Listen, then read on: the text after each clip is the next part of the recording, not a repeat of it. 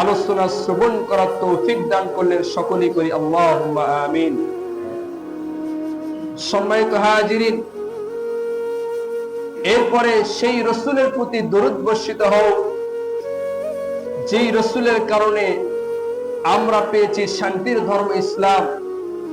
যে রসুলকে অনুসরণ করলে, যেই রসুলের মত, যেই রসুলের পথ, যেই রসুলের আদর্শকে অনুসরণ করলে আমাদের স্থান হবে জান্নাত, তিনি হলেন রাহমাতুল লিল আলামিন, খাতামান নবিয়্যিন, সাইয়্যিদুল মুরসালিন, আকিদ নামদার করদে মদিনা, আহমদ মুস্তাফা, মুহাম্মদ মুস্তাফা। সকলেই পড়ছি সাল্লাল্লাহু আলাইহি ওয়াসাল্লাম। তার উপর অনেক অনেক দরুদ বর্ষিত হোক।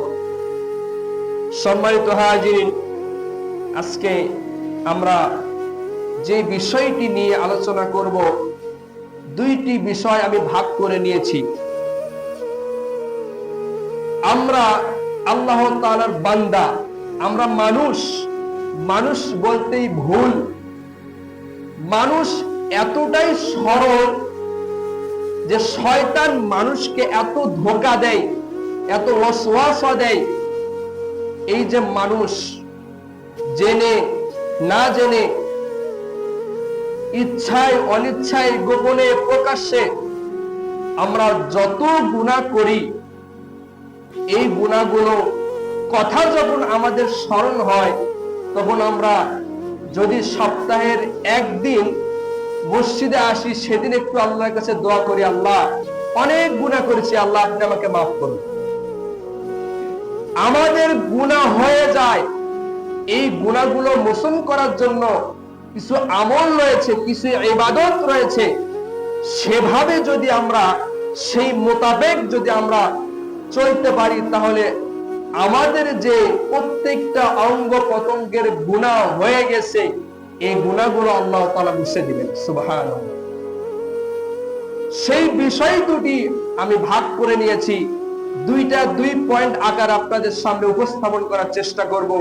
ওমা তাওফীকি ইল্লা বিল্লাহি আলাইহি তাওয়াক্কালতু ওয়া উযু সম্পর্কে, এই যে আমরা সালাত আদায় করার পূর্বে যে আমরা উযু করি, এই উযু সম্পর্কে কোরআন এবং হাদিসে কি বলা হয়েছে এবং এই উযুর ফজিলত কি? সম্মানিত হাজিরিন, কোরআনের নির্দেশ, আল্লাহ তাআলা পবিত্র কোরআনে স্পষ্ট ভাবে উযুর হুকুম দিয়েছে।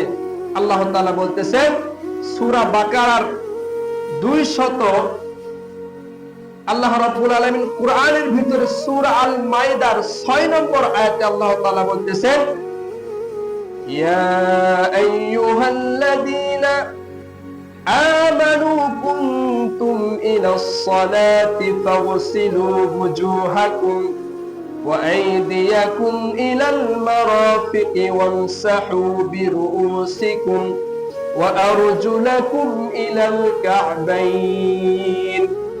আল্লাহ রাব্বুল আলামিন বলতেছেন, হে মুমিনগণ, যখন তোমরা নামাজের জন্য দাঁড়াতে চাও, তখন তোমরা তোমাদের মুখমণ্ডল ও দু হাত কোনসহ ধৌত করবে, মাথা মাসাহ করবে এবং দু পায়ের টাকনু পর্যন্ত